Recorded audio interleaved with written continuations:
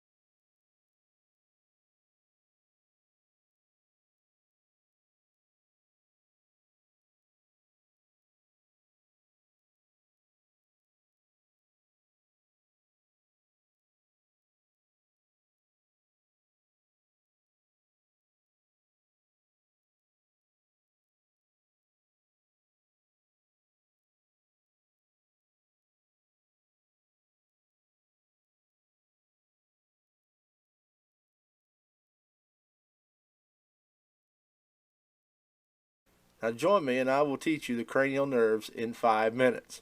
Yes, you heard me, 5 minutes. But you have to do what I ask you to. Watch as I draw the cranial nerve face. You are going to need both hands to do this. We will do this again together. Then the third time, you will close your eyes and do it by yourself. Are you ready to learn the cranial nerves in 5 minutes? Okay, here we go. Cranial nerve, number 1.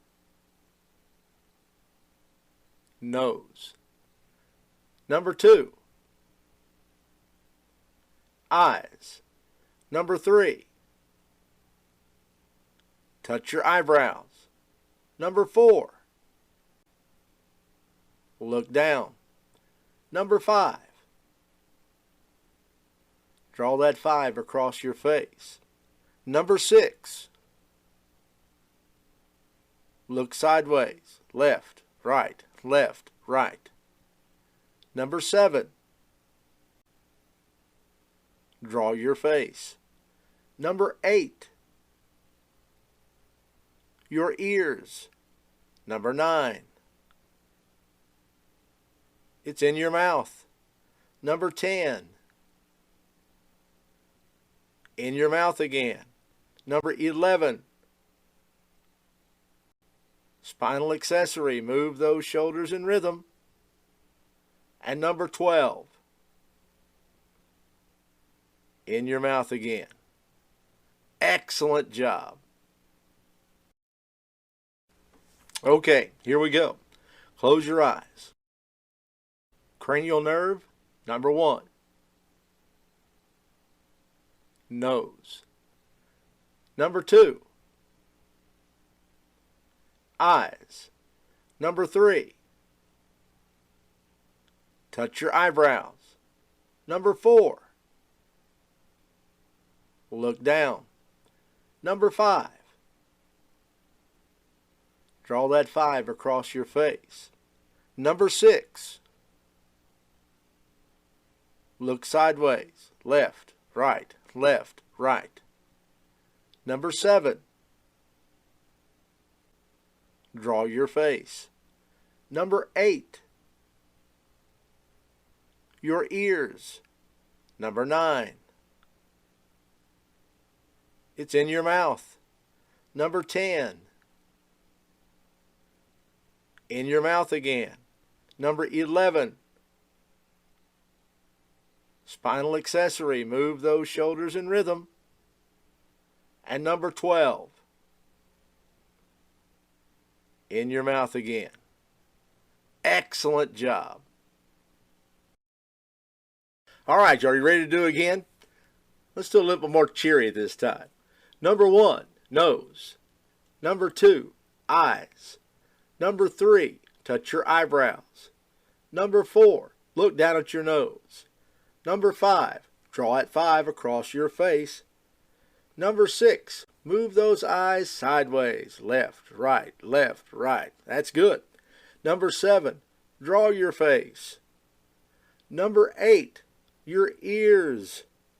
Number 9 is in your mouth. Number 10 is in your mouth. Number 11, spiral accessory, move those shoulders in rhythm. And number 12, back in your mouth again. Great job. Third time, close your eyes, and you're going to do it by yourself. Okay, so which cranial nerves do you really need to know? No, you do not need to know all the cranial nerves. Here are the ones you need to know. Cranial nerve number 2 and cranial nerve number 3. Your optic and oculomotor. Cranial nerve number 2 and 3 is your PERLA. What is PERLA? Well, PERLA stands for Pupils Equal Round React to Light and Accommodation. A patient whose pupils are equal, round, and reactive to light and accommodation has intact cranial nerves 2 and 3.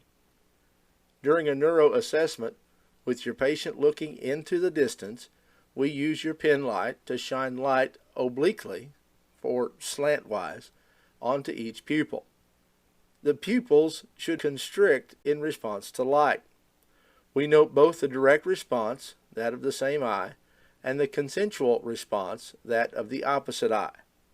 Next, hold your finger a few inches from the patient's eyes and ask the patient to look alternately at your finger and in the distance.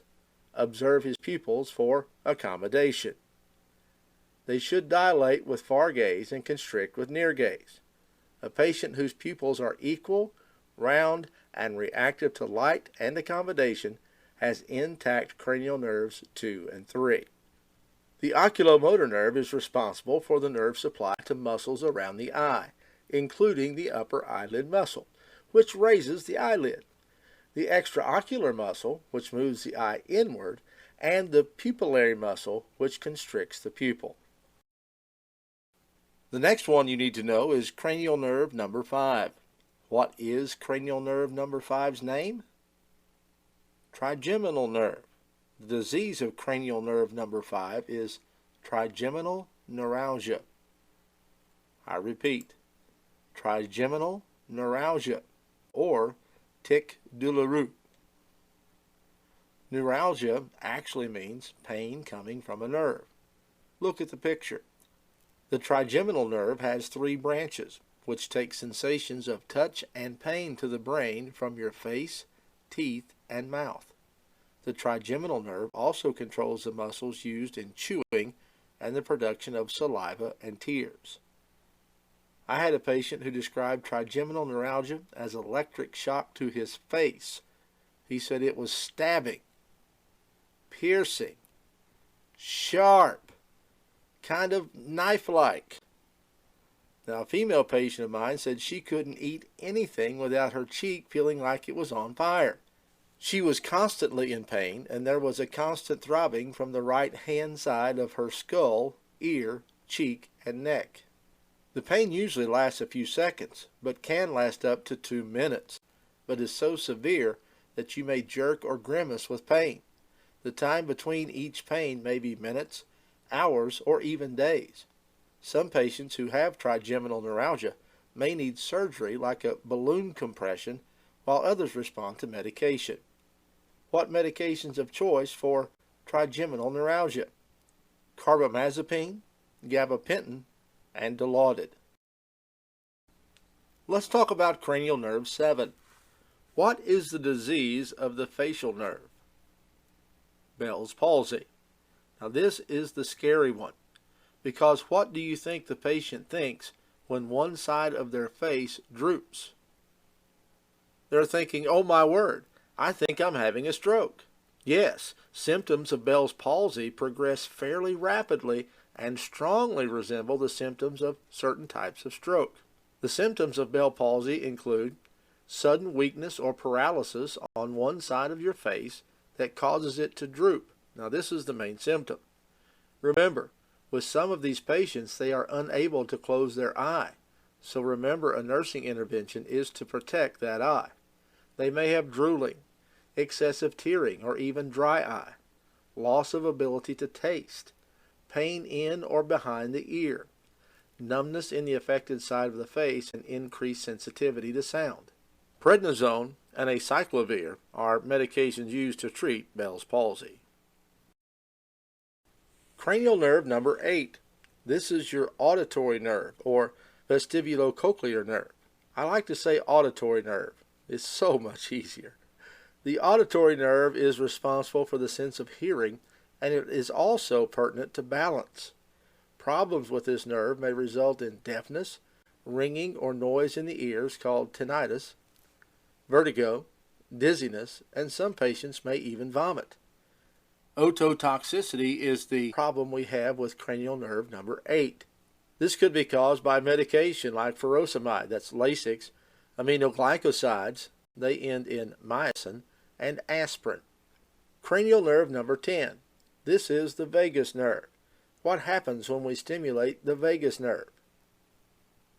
It slows the heart rate. There are different types of vagal maneuvers that can be used to slow a person's heart rate. The Valsalva maneuver, which is bearing down. We ask the patient to bear down as if they were having a bowel movement. In effect, the patient is expiring against a closed glottis. Another way is to tell the patient to blow through an occluded straw for several seconds. Both of these maneuvers increase intrathoracic pressure and stimulate the vagus nerve. Coughing creates the same physiological response as bearing down, but some people may find it easier to perform. The cough must be forceful and sustained, i.e. single cough will likely not be effective in terminating an arrhythmia. Cold stimulus to the face. This technique involves immersing the face in ice-cold water. Alternative methods include packing an ice pack on the face or a washcloth soaked in ice water. The cold stimuli to the face should last about 10 seconds. This type of vagal maneuver creates a physiological response similar to that which occurs if a person is submerged in cold water, the diver's reflex. Gagging. Although it may not sound pleasant, gagging also stimulates the vagus nerve and can stop an episode of SVT. A tongue depressor is briefly inserted into the mouth, touching the back of the throat. This will cause the person to reflexively gag. The gag reflex stimulates the vagus nerve. Another type of vagal maneuver is carotid massage. This technique is performed with the patient's neck in an extended position with the head turned away from the side being massaged. Only one side should be massaged at a time. Pressure is applied underneath the angle of the jaw in a gentle circular motion for about 10 seconds. This technique may not be recommended for everyone. For example, patients who have carotid artery stenosis and a history of smoking may not be good candidates for this procedure. All right, are you ready to do it again? Cranial nerve number 1. Nose. Number 2. Eyes. Number 3. Touch your eyebrows. Number 4. Look down. Number 5. Draw that 5 across your face. Number 6. Look sideways. Left, right, left, right. Number 7. Draw your face. Number 8, your ears. Number 9, it's in your mouth. Number 10,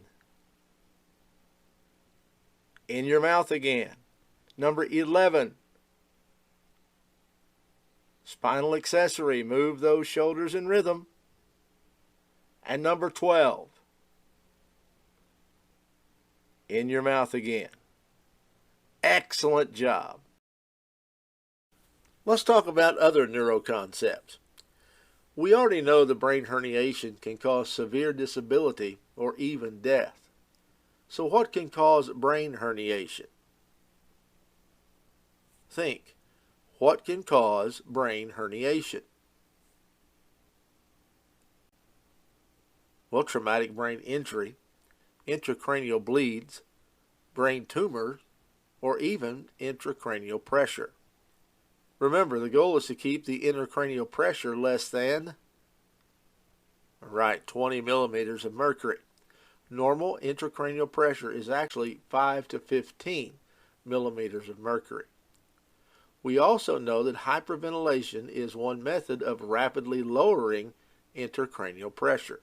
Now, I repeat, hyperventilation is one method of rapidly lowering intracranial pressure. This is when the partial pressure carbon dioxide is dropped. This is normally done in the ER or ICU.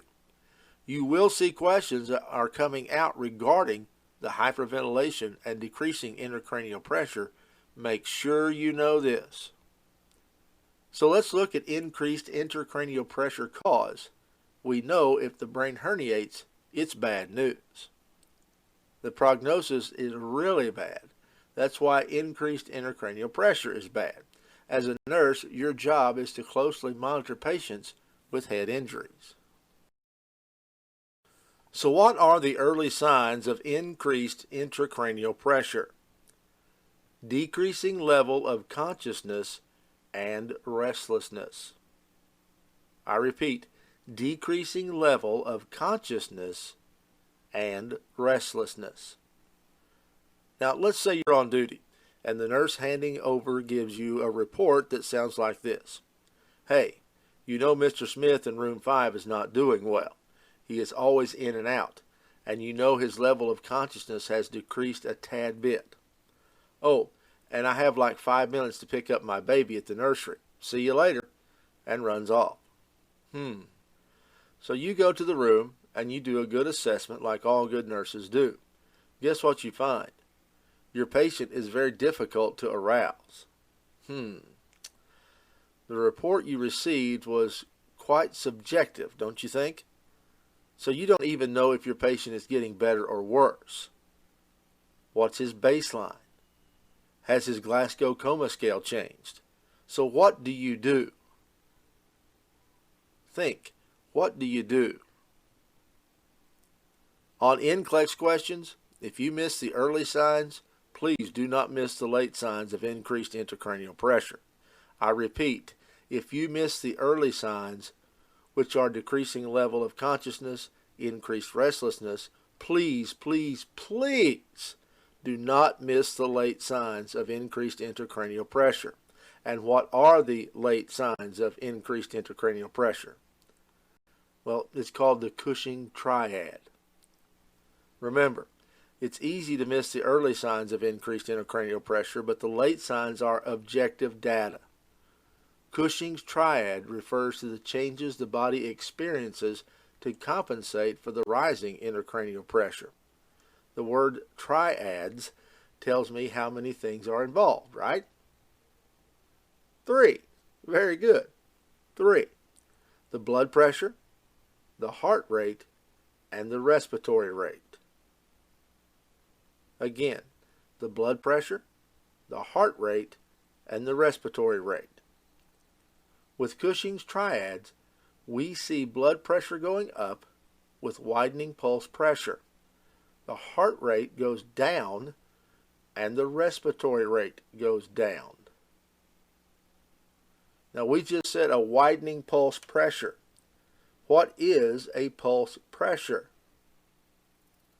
Well, it's the difference between the systolic and diastolic blood pressure.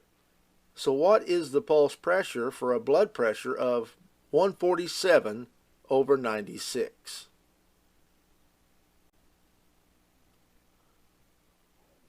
"51, right. You subtract the systolic number, 147, from the diastolic number, 96. This gives you 51. In your book, I want you to draw arrows in the column that has Cushing's triad. For the blood pressure, your arrow will go up. Right. For the heart rate, your arrow will go down. For the respiratory rate, your arrow will go down. We always like to keep stuff together. It makes it easier to remember. So every time you think Cushing triad, I want you to think shock. Yes, shock. The signs of Cushing's triad are opposite to shock. In your book, I want you to draw arrows in the column that has shock. For the blood pressure, your arrow will go down. For heart rate, your arrow will go up. For respiratory rate, your arrow will go up. Now let's look at abnormal posturing. Posturing is something we see with our patients who have severe brain injury, which is never a good thing. We don't want to see it, but sometimes we do. Can you show me decerebrate posturing? Are your hands internally rotated? Feet turned in? Decerebrate posture is an abnormal body posture that involves the arms and legs being held straight out, the toes being pointed downward, and the head and neck being arched backward. The muscles are tightened and held rigidly. Now show me decorticate posturing, please. Decorticate. Bring it all the way to your chest. Good. Fold those arms in and tuck those hands in. Decorticate posture is an abnormal posturing in which a person is stiff, has bent arms, clenched fist, and legs are held straight out. The arms are bent in toward the body, and the wrist and fingers are bent and held on the chest. So tell me, which one is worse? Decerebrate or decorticate? Decerebrate is worse. Remember, decorticate to the core. Now remember this, class, it's called abnormal posturing. No posturing is good. We don't want to see posturing, but hoping it's decorticate because it's better than decerebrate, better prognosis. Sometimes with patients who have had head injuries, we may see cerebrospinal fluid leakage. I had a patient in the ER once who was in a motor vehicle accident. He had a basilar skull fracture. We noticed he had raccoon eyes and a battle sign. What are these? Well, raccoon eyes is periorbital bruising and is a result of blood tracking down from the skull fracture site to the soft tissue around the eyes. The battle sign is bruising around the mastoid process behind the ears. As with raccoon eyes, this bruising is due to blood tracking there from the skull fracture, not from drainage directly to the mastoid process. The halo, ring, or double ring sign. Leakage of cerebrospinal fluid from the ears, nose, or mouth is an indication of a skull fracture. Cerebrospinal fluid is a clear fluid that may be confused with other secretions. One way to determine true cerebrospinal fluid is to test the glucose content of the fluid using a standard capillary glucometer.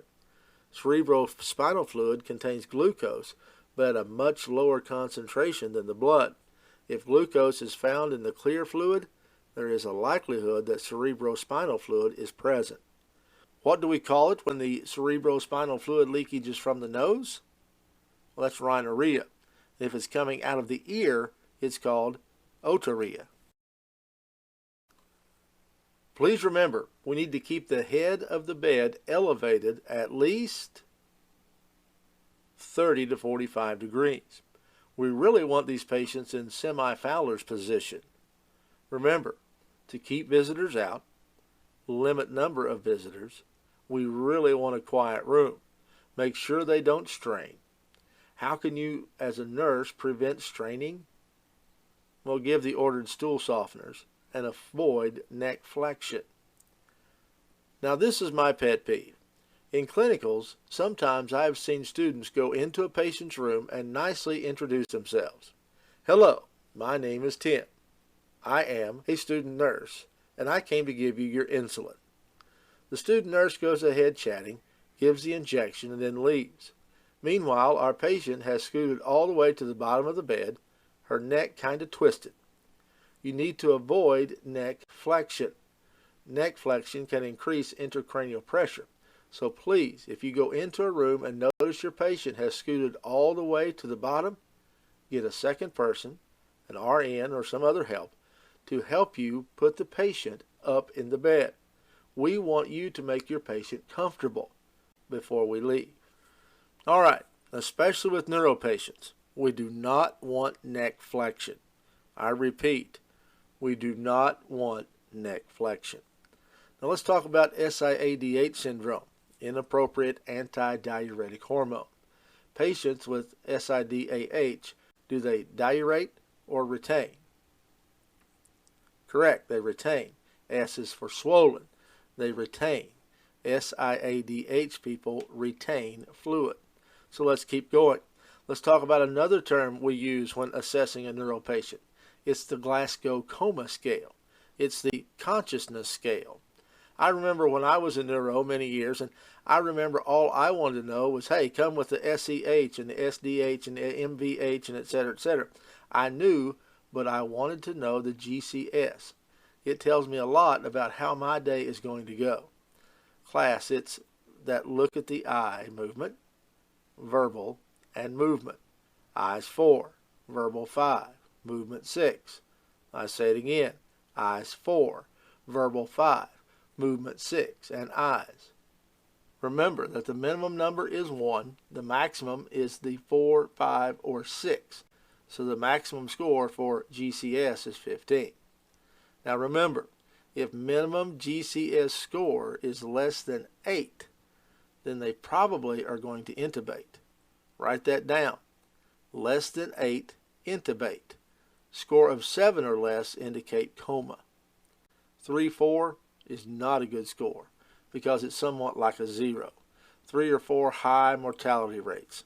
Other changes we may see with a patient with altered state of consciousness will be change in size of responsive pupils.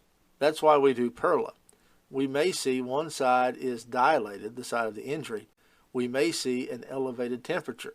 Remember, with Cushing's triads, the first thing you're looking at, you may even see Cheney stroke respiration. What is a Cheney strokes, class? What is Cheney strokes respiration? I see some of you say death. Yeah, now what do we see? We see fast breathing, and they do. Then they stop apnea, fast, and then they stop, fast, and stop. That can be a very, very scary time for the family. So you, as a nurse, we want you to support that family. Okay, they stop breathing, apnea. We also know with the neuro patients we have to suction them. Why do we suction them? It helps prevent, go ahead and tell me, it helps prevent what? Aspiration. Very good. It helps prevent aspiration. And why would you like to prevent aspiration? Of course, because they can get pneumonia. They can get pneumonia. Remember that the other ways to prevent aspiration is elevate the head of the bed before and after meals. This is extremely important. Make sure your patients can swallow. Did they pass the swallow test? If not, guess what? You need to make sure they are NPO. Make sure you inform the physician or the healthcare provider. Make sure they know. And anytime we suction, remember, we need to hyperventilate this patient before and after with how much percentage of oxygen? Very good. 100% oxygen.